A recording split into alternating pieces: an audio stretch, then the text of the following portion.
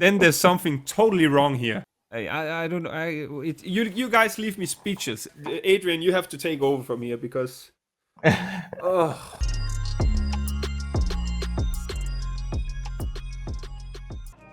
What's up, guys? There is some good news for me personally because I've been selected for the national team to go to the Euros in beach handball in Portugal. So we had Euro qualification, we had EHF European Cup, we had the EHF Champions League Women quarterfinals, and also the EHF Euro Cup. And I think actually that Sandra Toft is ready to join us here. Hello, Sandra. And welcome to the stream. Hello, Sandra. The first question I prepared is goulash or frikadeller? Goulash. Champions League or the Olympics? Yeah, that's both. Can I say both? Yeah, you can once. Yeah. Okay, games in Gjør or games in Denmark? Games in Gjør. Pool or the beach? The beach. I don't know if you have any interest in this, but FCK or Brøndby? Brøndby, for sure. Best singer in Gjør?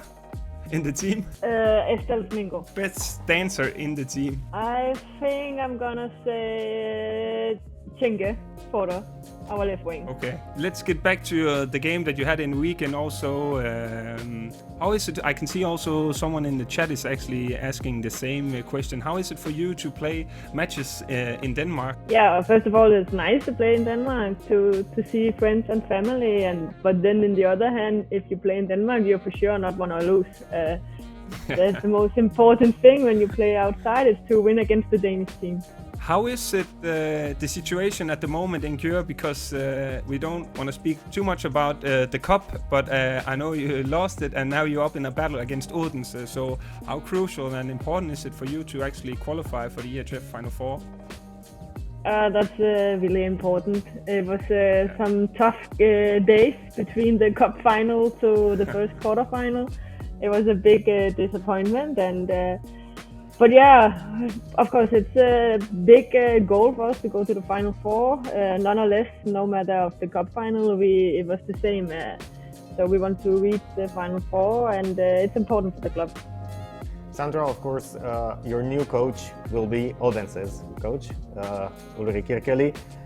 Was it difficult to play against him in this doubleheader in this quarterfinal, because there's a lot of stake both for Odense but both for and for Gjør? No, I didn't really think about that he's gonna be my new coach. Maybe it was more difficult for him than for us player. I don't know. But yeah, there's a lot on stake, but maybe a little bit more for us than Odense. That is their first quarterfinal. So no matter what, they did a fantastic season, but we have to go to Final Four before the same for us. From my perspective, it's, if not the biggest club in the world, I would say Gjør is on the women's side maybe the biggest club. How is it to play under the pressure all the time? Because I bet you're expected to win every match that you're playing. Yeah, I love it. I think it's perfect to be under this kind of pressure, and that's also why I want to go here. It's a big club, maybe the biggest with the highest ambition. So for me, it's really great, but of course it's also tough. But at the same time, if you go to Gjør, you want to win everything. There's also a question from the chat from Alina. Do you feel the pressure for great results is bigger in Gjør than in your previous clubs? Yeah, I think for the league, it's the same. Brest also want to win the league, Esbjerg the same, Larvik the same, but for the Champions League is different. Then there's a higher pressure than in the other clubs. Someone is asking, are you learning Hungarian? Again. Yeah, a little bit, but when you don't hear it everyday life, we speak English. I don't hear Hungarian so much, so a little bit, and then I get some words for some of the Hungarian players, but some of the words I shouldn't say here. Is that the swearing it's words always, that you're learning? It's always, it's always like that. One more question is, how is leading the way in the team when you are going through tough times or hard games? It's difficult.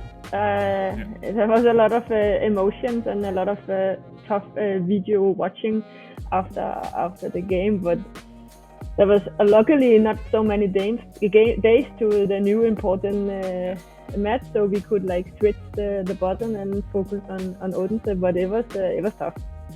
But Sandra, here in the end, I actually want to wish you the best of luck against Odense. A special match for a Danish player, I guess. And yeah, in Danish I would say held og lykke. Good luck and Thank you. Bye. Bye. You see what Sandra just said about Gjør, how important the Champions League is for them. We can see that Odense was leading with 5 goals at halftime and was like, okay, we have a matchup here, because if Odense can go away with this match with a not that big of a win, but with leading with 5, I was like, okay, that's gonna be interesting. But in the end, they won the second half with 7 goals, and you know, they won 29-27. You see Anna Gross, she made 9 goals out of 11 attempts. Players under the spotlight. We're gonna start up with mine actually, which is Hatero Sako.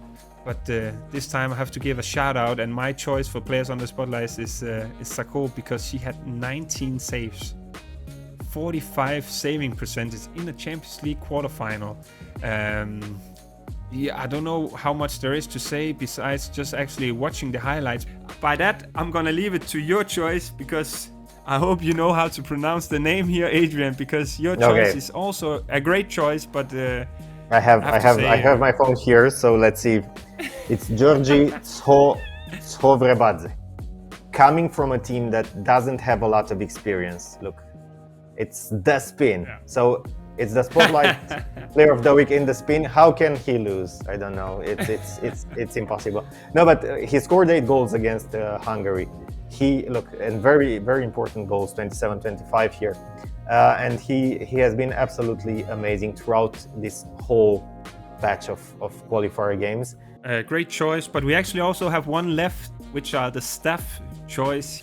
Before it's coming up, I can already say it's Anna Gross from Slovenia, playing for Gjør, 9 goals on 11 attempts. And I have to say, Anna Gross, she made 9 goals on 11 attempts. That's 82 scoring percentage, 100% on penalties. Of course, you have to score on penalties. It's not easy, and it's an important win for Gjør, an away match after them being 5 goals down at halftime. But I have to say, once again, the staff has been winning too much is one thing, but 6 goals out of 9 on penalties. If Anna Gross is winning this one when I had Odin Rikardsen scoring 15 goals without winning, then there's something totally wrong here. I have to say, guys, I still don't get the freeze that they're voting for the staff. I think there's some...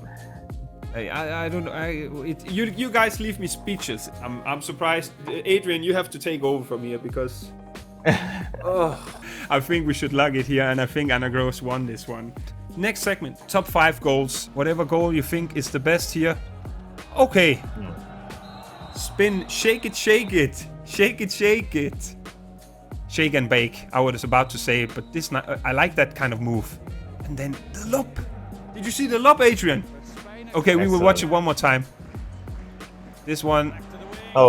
In flight. Louis Abing. Here. Doing what you do best. It's not an easy situation here. And that goal also here. Oh, Adrian, that's a great goal. I know, guys, you are not giving too much love to Gisel, but this one is a great goal. And it's not the first one. It is really difficult. I'd also go for Gisel. You go for Gisel also. Gisel, amazing goal. It's clean sheet, which is powered by Gorenje. Last time we watched some saves for the first leg of the EHF Machine Seeker Champions League men. This time we will watch for the second leg, and you guys will vote it and watch some saves here.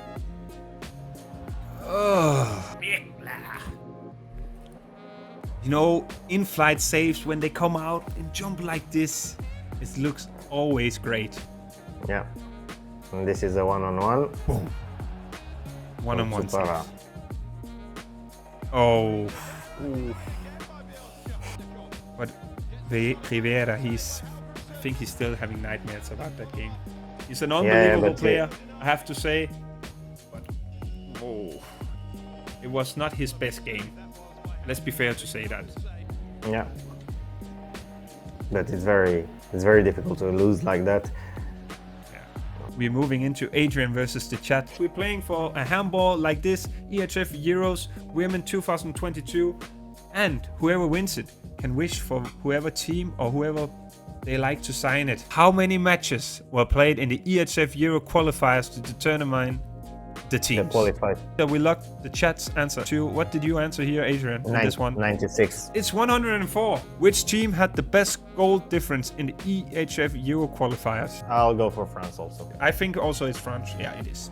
How many of the EHF Champions League women quarterfinal matches this weekend were officially sold out? The chat says number 2. Okay, I'll go for 3 then. It's 4. You spoke about it. Question number 4 is still 1-1. Who am I? 27 years old. 40 goals in the EHF Champions League this season. Number 11. Who am I? So the chat used option 2, and I'll also go for option 2. Yeah, It's you are. correct, I think. Yeah, that's all correct. Okay, so it's 2-2. Where is the ball? Okay, Dione Hausner. They are pretty sure on number 2. Yeah, that was the one I was also. Oh, it's 2. Okay, so it's a draw. Guys, it's a draw. Guys, thank you for joining us, and remember to tune in next time. Thank you once again, Adrian. It's been a pleasure, and enjoy the rest of the evening. See you. Auf Wiedersehen.